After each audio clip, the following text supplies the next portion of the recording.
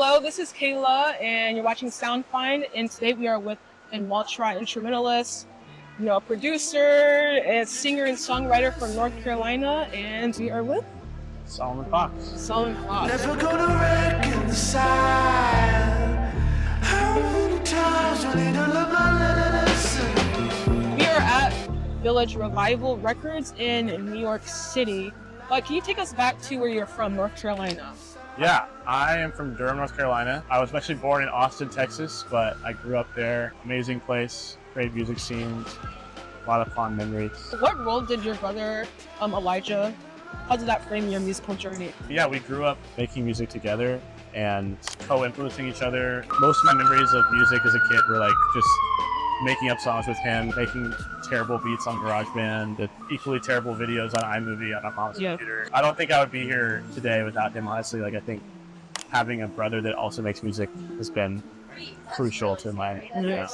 Around 9, you started writing music, but then also, later on, it was the Young Bull. Yeah, so can you just explain what that was? And Yeah, Young Bull is a group that I started with my friend Meek in high school, who we met on the JV basketball team. Well, he played, I didn't really play, but we were on the team. I was on the team. Okay. We just started making songs at my house after school and started a band that grew into kind of almost like a hip-hop collective. Okay. Those were my first experiences playing shows and touring, and it was a really amazing kind of introduction to the world of music. Growing up, what were some artists that really inspired you? Oh wow! I mean, I listened to a lot of classic soul growing up. My parents would play Al Green and Spinners and Stevie Wonder. And then as a kid, I think D'Angelo was a big influence on me, and equally some singer-songwriters like Nick Drake, Joni Mitchell. Outkast was really big growing up. The first album, or I guess it was a CD, the first CD I ever got was Get Rich or Die Trying by 50 Cent. I could go on, but that was some of my childhood mixture of a lot of different sounds. Yes, and so I saw that. So you went to school at Harvard.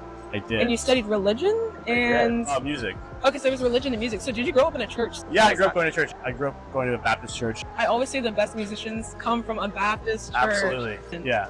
And so how was that experience at Harvard? You know, you had mentors such as Cornel West, and then Vijay Iyer, which is amazing. So I know. How did that shape you as an artist? I mean, I was just super blessed, honestly, to have all these crazy mentors, and also just to be able to make music and not have the pressure of selling it really at the beginning, and just doing it in a classroom setting.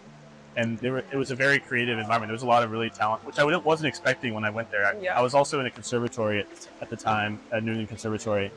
But I ended up doing more music stuff at Harvard, which was kind of surprising.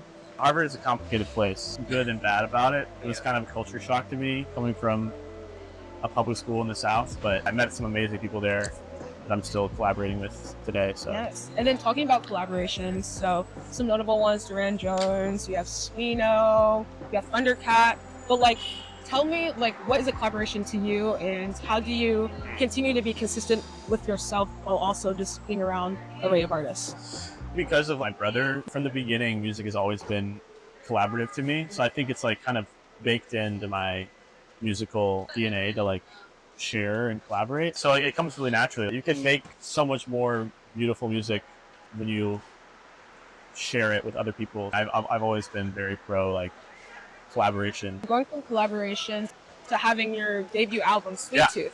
So what are you excited about with Sweettooth? What's something that you've learned from that 5-year process? I'm just really excited to have this music not, in prison in my hard drive and be released. Yeah, it's been a long time coming. I think it's easy to lose track of what you're even saying or doing when it's just you listening to it over and over again. So I think I'm really excited to share this music. Yeah, that's it. What song on the album are you most excited about? That's a hard question. I'm excited about all of them. I feel but no, I mean, I can answer. I mean, I think the answer today is this song "Radio Silence," which is a more kind of I guess introspective one where I kind of flex the songwriting more so because it's not so flashy instrumentally. It's just very narrative and heartfelt, and so I think that one took a really long time to finish, and I worked really hard on it. So I'm excited about that's sort of new territory for me. But honestly, every day I have a different favorite. I think it's there's something for Just a perfect every album, mood. you know. It's close to your you. words, not mine. Is it kind of weird to like be a producer? You know, you're working with other people, but like finally having a space to be vulnerable. It's definitely weird. It's a little bit scary as well, but it's also like the most fulfilling thing ever. Like to see people responding to something that you wrote in the isolation of your bedroom. Yeah. There's something really like fulfilling about that, and having people sing along to just some random shit you thought up in your head. It's really exciting. So yeah. but also scary because it's like it's more pressure, you know.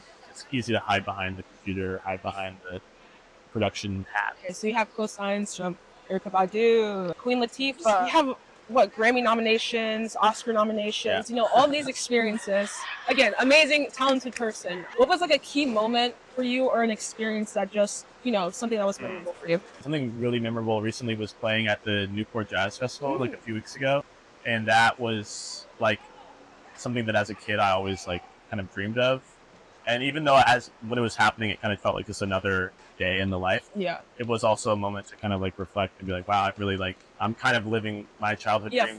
You know what I mean? Circle. Like to me, it's never, I mean, it's cliche, but it's like, it's not about the accolades. I kind of just like, every day I get to do this, it feels like, you know, a gift. I'm doing the same thing I was doing when I was 8 years old. Yeah. And sometimes even getting paid for it. So. Hey. You're on tour, so this is your first UK and US headlining tour. Yeah, tell me about that. How do you feel? Yeah. No, I've never played anywhere outside the country, so that's going to be super fun. I'm playing in London.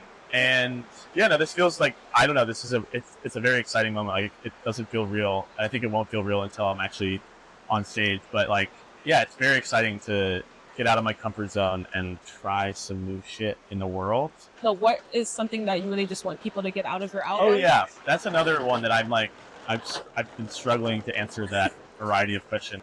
I just want people to like, get anything out. Honestly, just love it. Listen to one song and like feel something they've never felt before, or something that music has never done for them. Yes. And like, I'm super like, you can do whatever you want to this music. I think there's like, I love to like drive to music. Like that's kind of my test usually, is like for recorded songs, is like, how does it feel driving to it? I live in LA too, so that's, you know, part of my life. Yeah, there's a lot of different moods on this album. It's kind of like a reflection of the full range of my emotions. I just want people to kind of like feel heard or seen in some way and feel that reflected in the music. A great gift as a musician is for someone to share the same type of relation, or just like a love or a beautiful like connecting moment, like a song. And like, what was one for you that you would want other people to, you know, feel for my music? Yeah, feel for your music. I mean, the first song that's coming to mind that I used to like absolutely rinse as a kid was Tired of Being Alone by Al Green. And I used to like lip sync to that and like make videos and memorize like every little vocal inflection. As soon as it comes on, it just like does something. More recently, very different vibe, but Adrian Linker songs that like just do something for me that like nothing else can do when I'm feeling kind of down. Like those are my go-to songs. Literally, Songs is the name of the album. Yeah, that'd be a dream if somebody kind of feels that way about my music. That's beautiful, and 100% will. No, you are such an amazing artist. Thank you so much for, you know, sitting down and talking with Sound Fine. Yeah. Everyone, get ready to listen to Sweettooth, and yeah, thank you so much. And this is Solomon Fox. Thank you. Thank you. Real good. Beautiful.